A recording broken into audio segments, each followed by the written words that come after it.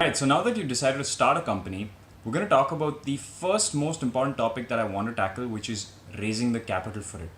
Now you might be thinking, hey, I've just started a company, where am I going to raise capital from? And the answer to that is you're going to raise capital from yourself and people around you. So this video is called Marking Out the Capital, and I'm going to define the rough capital estimates to run your company for 18 months.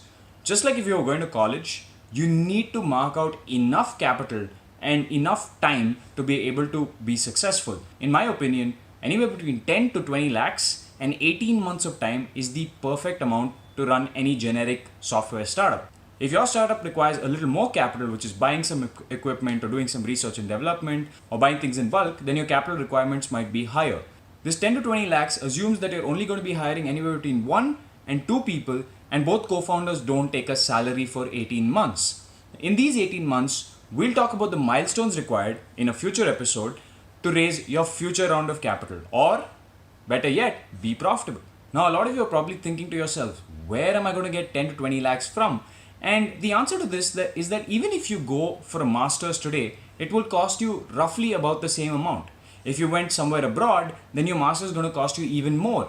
Why would you spend so much on a master's when you're not even willing to spend that much on a real life business experience, which is running a startup? It confuses me that a lot of people would go abroad to learn business while they can use the same amount of capital to try pulling off that business by themselves. I mean, you will gain way more experience running a business on your own than reading anything about it. I mean, the experience of having hired people, going through the daily grind, sitting out there in the trenches, trying to get your first customer is way more valuable than going to business school and learning from other people's experiences.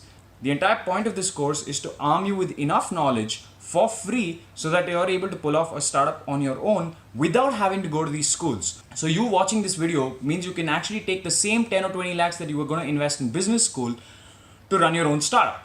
Now you can also run your startup in a much smaller amount of capital, but there's an emotional cost to going back and raising more capital from your parents or your friends or your relatives or whatever. It not just distracts you, it also causes a loss of confidence from your parents and relatives and whoever, because they're seeing you come back for capital multiple times. Instead, it's better to go and ask for a larger chunk of money, keep that money in the bank, and use it wisely in one shot.